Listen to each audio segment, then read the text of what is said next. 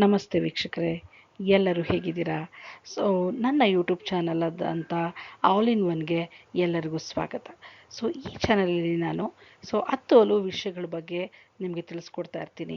ಅಡುಗೆ ಇರ್ಬೋದು, ಟ್ರಾವೆಲ್ ಇರ್ಬೋದು, ಹಾಗೆ ಬೇರೆ ಬೇರೆ ವಿಷಯಗಳ ಬಗ್ಗೆ ತಿಳ್ಕೊಳ್ಳೋಣ.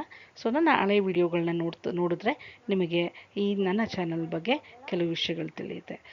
ನನ್ನ ಚಾನಲ್ನಲ್ಲಿ ಇನ್ನೂ ಇಂಪಾರ್ಟೆಂಟ್ ಆಗಿರೋ ವಿಷಯಗಳನ್ನ ತಿಳ್ಕೊಳ್ಬೇಕು ಅನ್ನೋ ಆಸಕ್ತಿ ನಿಮಗಿದ್ರೆ ನನ್ನ ಚಾನಲ್ನಲ್ಲಿರುವಂಥ ವಿಡಿಯೋಗಳನ್ನ ನೋಡಿ ಲೈಕ್ ಮಾಡಿ, ಶೇರ್ ಮಾಡಿ, ಸಬ್ಸ್ಕ್ರೈಬ್ ಮಾಡೋದನ್ನ ಮರಿಬೇಡಿ. ಓಕೆ, ಬನ್ನಿ. ಇವತ್ತು ನಾನು ನಿಮಗೆ most beautiful animals in the world ಅಂದರೆ ಬಹಳ ಸುಂದರವಾದಂತಹ ಪ್ರಾಣಿ ಪಕ್ಷಿಗಳ ಪರಿಚಯ ಮಾಡಿಕೊಡ್ತೀನಿ. ಓಕೆನಾ? ಅದು ಹೇಗಿದೆ, ನಿಮಗೂ ಕ್ಯೂರಿಯಾಸಿಟಿ ಇದೆ ತಾನೇ ನೋಡಬೇಕು ಅಂತ? ಹಾಗಿದ್ರೆ ಯಾಕೆ ಟೈಮ್ ವೇಸ್ಟ್ ಮಾಡೋದು? ಬನ್ನಿ, ಇವತ್ತು ಕೆಲವು ಪ್ರಾಣಿಗಳು, ಪಕ್ಷಿಗಳು ಎಷ್ಟು ಸುಂದರವಾಗಿದೆ ಅನ್ನೋದನ್ನು ನಿಮಗೆ ತೋರಿಸ್ಕೊಡ್ತೀನಿ ಮತ್ತು ಅದ್ರ ಬಗ್ಗೆ ಕೆಲವು ವಿಷಯಗಳನ್ನ ತಿಳಿಸ್ಕೊಡ್ತೀನಿ. ಓಕೆನಾ? ಬನ್ನಿ ಇವತ್ತಿನ ವಿಡಿಯೋ ನೋಡೋಣ.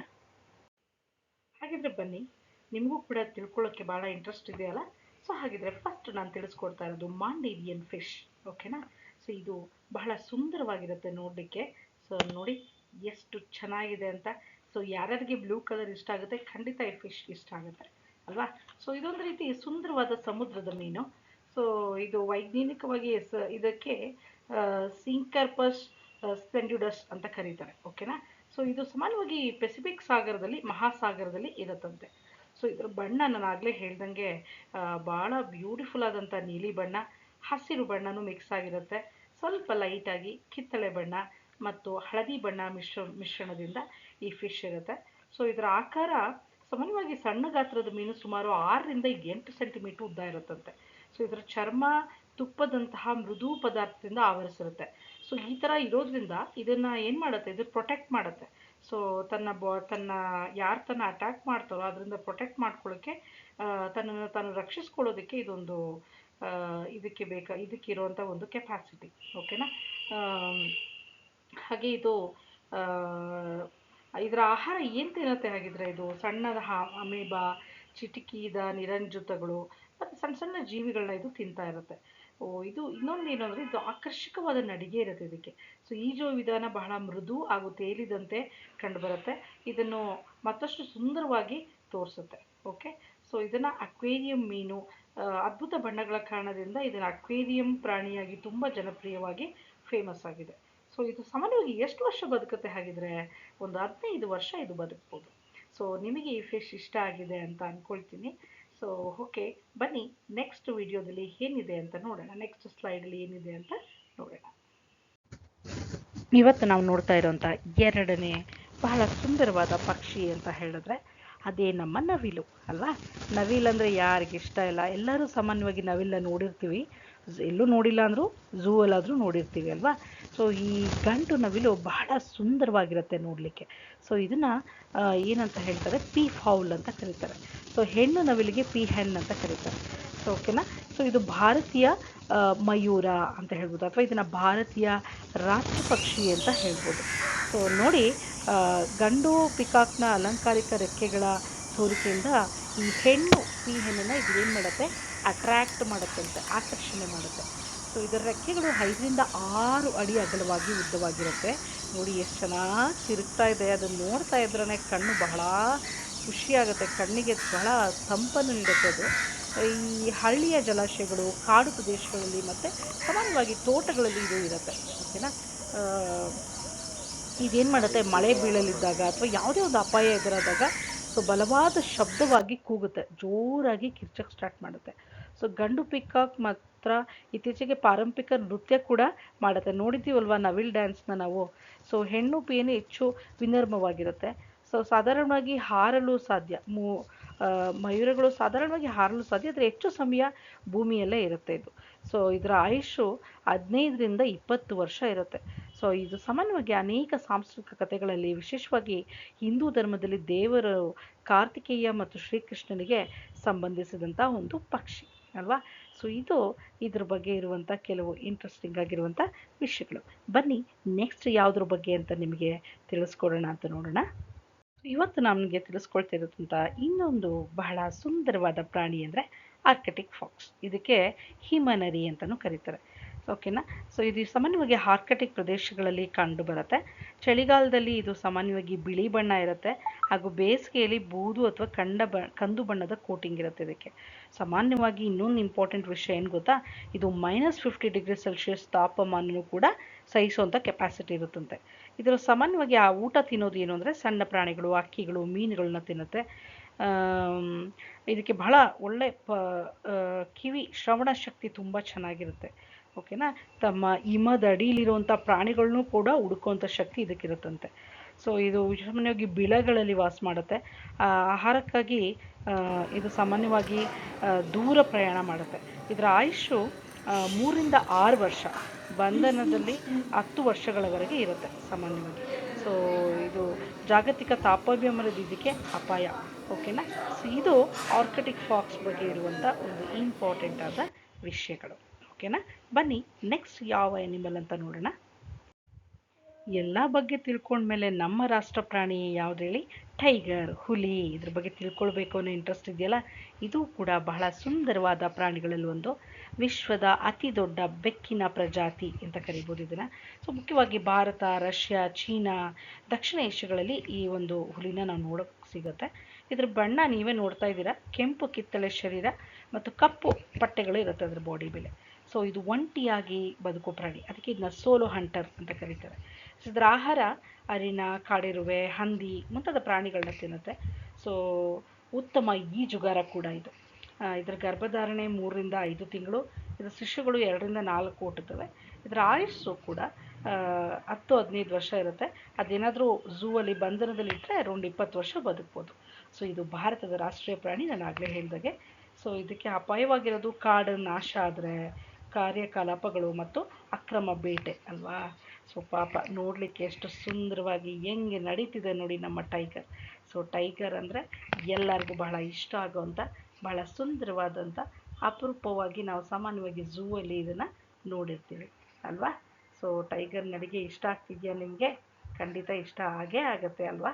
ಎಷ್ಟು ಸುಂದರವಾಗಿ, ಎಷ್ಟು ಗಂಭೀರವಾಗಿ ಹೆಂಗೆ ನಡೀತಿದೆ ನೋಡಿ, ಅದು ನೋಡಲಿಕ್ಕೆ ಬಹಳ ಖುಷಿಯಾಗುತ್ತೆ. ಸೊ ಟೈಗರ್ ಅಂದರೆ ನನಗೂ ಕೂಡ ಚಿಕ್ಕದ್ರಿಂದ ಬಹಳ ಇಷ್ಟ. ಅದರ ನಡಿಗೆ, ಅದರ ಗರ್ಜನೆ, ವಾವ್, ವಂಡರ್ಫುಲ್ ಎನಿಮಲ್. ಸೊ ಅದಕ್ಕೆ ಇದನ್ನು ಯಾವತ್ತೂ ಮರೆಯೋಕ್ಕಾಗಲ್ಲ ಅಲ್ವಾ. ಓಕೆ, ಬನ್ನಿ ನೆಕ್ಸ್ಟ್ ಯಾವ ಎನಿಮಲ್ ಬಗ್ಗೆ ತಿಳ್ಕೊಳ್ಳೋದು ಅಂತ ನೋಡೋಣ. ಸೊ ಇವಾಗ ನಾವು ನೋಡ್ತಾ ಇರುವಂತಹ ಒಂದು ಸುಂದರವಾದದ್ದು ಪಕ್ಷಿ ಅಂದರೆ ಹೇಳಿದ್ರೆ ಮ್ಯಾಂಡೇರಿಯನ್ ಡಕ್. ಓಕೆನಾ. ಸೊ ಇದು ಗಂಡು ಬಾತುಗಳು. ಇದರಲ್ಲಿ ಗಂಡು ಬಾತುಗಳು ಬಹಳ ಬಣ್ಣ ಬಣ್ಣ ಹಾಗೂ ಆಕರ್ಷಕವಾಗಿರುತ್ತೆ ನೋಡೋಕ್ಕೆ. ಸೊ ನೋಡಲಿಕ್ಕೆ ಬಹಳ ಸುಂದರವಾಗಿರುವಂಥ ಒಂದು ಪಕ್ಷಿ ಇದು. ಇದು ನಿಶ್ಶಬ್ದ ಬೂದು ಮತ್ತು ಕಂದು ಬಣ್ಣದ ಗಾತ್ರದಲ್ಲಿರುತ್ತೆ. ಸೊ ಇದು ಏನಕ್ಕೆ ಯೂಸ್ ಮಾಡ್ತಾರೆ ಗೊತ್ತಾ ನಿಮಗೆ? ಚೈನಾದಲ್ಲಿ ಇದು ಪ್ರೇಮ ಮತ್ತು ನಿಷ್ಠೆಯ ಸಂಕೇತ ಅಂತೆ, ಚೈನಾ ಮತ್ತು ಜಪಾನಲ್ಲಿ. ಸೊ ಇದು ಬಹಳ ಫೇಮಸ್ ಆಗಿರುವಂಥದ್ದು.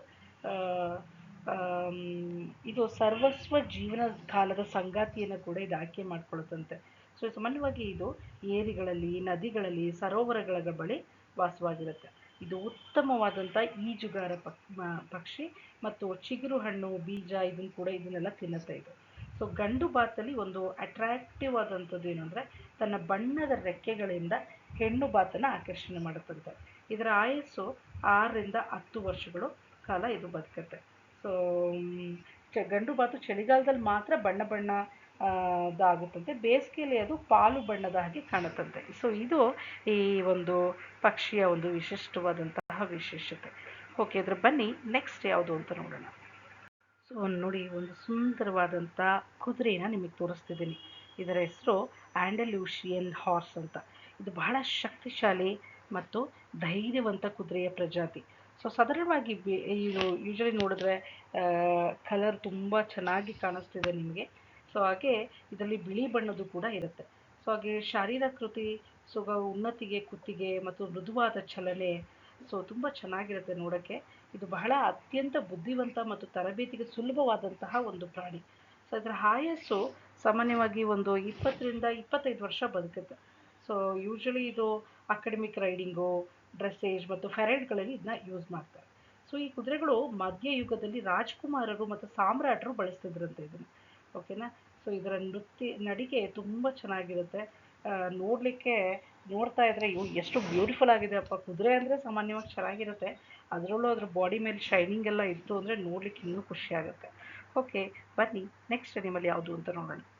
ನೆಕ್ಸ್ಟ್ ಇನ್ನೊಂದು ಸುಂದರವಾದಂತಹ ಬರ್ಡ್ ಯಾವುದು ಅಂತ ಹೇಳಿದ್ರೆ ಮೆಕಾವ್ ಅಂತ ಹೇಳ್ಬೋದು. ಸೊ ಇದು ನೋಡಲಿಕ್ಕೆ ಬಹಳ ಸುಂದರವಾಗಿರುತ್ತೆ. ನೋಡಿ ಎಷ್ಟು ಚೆನ್ನಾಗಿದೆ ಅಂತ. ಸಾಮಾನ್ಯವಾಗಿ ಇದು ಕೆಂಪು, ನೀಲಿ, ಹಳಿದು, ಹಳದಿ, ಹಸಿರು ಬಣ್ಣಗಳಲ್ಲಿರುತ್ತೆ.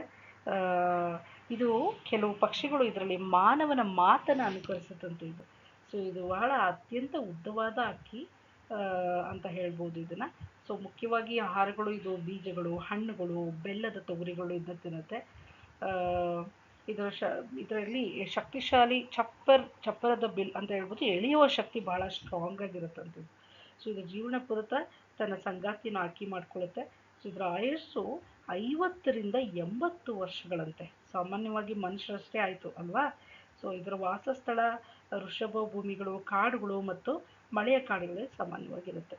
ಸೊ ಇದು ಬಹಳ ಸುಂದರವಾದಂಥ ಪಕ್ಷಿಗಳಲ್ಲಿ ಈ ಮೆಕಾವ್ ಕೂಡ ಒಂದು. ಸೊ ಬನ್ನಿ ನೆಕ್ಸ್ಟ್ ನೋಡೋಣ ಯಾವುದು ಅಂತ.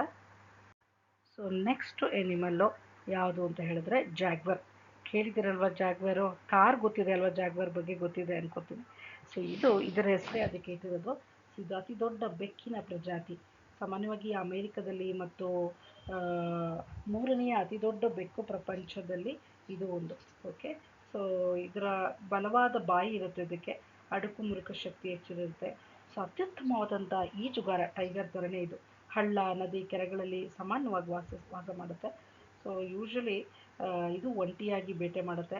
ಅಂಧಕಾರದಲ್ಲೂ ಚೆನ್ನಾಗಿ, ಐ ಮೀನ್ ಟು ಸೇ ಕತ್ಲೆಯಲ್ಲೂ ಕೂಡ ಇದಕ್ಕೆ ಕಣ್ಣು ಚೆನ್ನಾಗಿ ಕಾಣಿಸುತ್ತಂತೆ. ಸೊ ಇದರ ಗರ್ಭಾವಧಿ 90ರಿಂದ 105 ದಿನ ಇರುತ್ತೆ. ಒಟ್ಟಿಗೆ 1ರಿಂದ 4 ಮರಿ ಇದು ಹುಟ್ಟುತ್ತೆ ಇದಕ್ಕೆ. ಇದರ ಆಯಸ್ಸು 12ರಿಂದ 15 ವರ್ಷಗಳು, ಬಂಧನದಲ್ಲಿ 20 ವರ್ಷಗಳಿರುತ್ತೆ. ಸೊ ಅಮೆಜಾನ್ ಮಲೆಕಾಡಿನ ಶಿರೋಮಣಿ ಶಿಖರ ಎಂಬ ಹೆಗ್ಗಳಿಕೆಗೆ ಇದು ಪಾತ್ರ ಆಗಿದೆ. ಸೊ ಹೀಗೆ ನಾವು ಕೆಲವು ಸುಂದರವಾದಂತಹ ಪ್ರಾಣಿಗಳು, ಪಕ್ಷಿಗಳನ್ನ ನೋಡಿಕೊಂಡು ಇವತ್ತು ನಮ್ಮ ಈ ವಿಡಿಯೋನ ಇಲ್ಲಿಗೆ ಮುಗಿಸೋಣ. ಓಕೆನಾ? ಸೊ ಹಾಗಿದ್ರೆ ನಿಮಗೆ ಈ ವಿಡಿಯೋ ಇಷ್ಟ ಆಗಿದ್ರೆ ಖಂಡಿತ ಲೈಕ್ ಮಾಡಿ, ಶೇರ್ ಮಾಡಿ, ಸಬ್ಸ್ಕ್ರೈಬ್ ಮಾಡೋದನ್ನ ಮರಿಬೇಡಿ. ಸಬ್ಸ್ಕ್ರಿಪ್ಷನ್ ಆದಾಗ ನೆಕ್ಸ್ಟ್ ಏನೇನು ಮಾಡ್ತೀವಿ ಅನ್ನೋದು ನಿಮಗೆ ಬೇಗ ನೋಟಿಫಿಕೇಷನ್ ಬರುತ್ತೆ. ಸೊ ಅದರಿಂದ ಆದಷ್ಟು ಬೇಗ ನನ್ನ ವಿಡಿಯೋಗಳನ್ನ ನೋಡ್ತಾ ಹೋಗಿ. ಥ್ಯಾಂಕ್ ಯು ವೀಕ್ಷಕರೇ.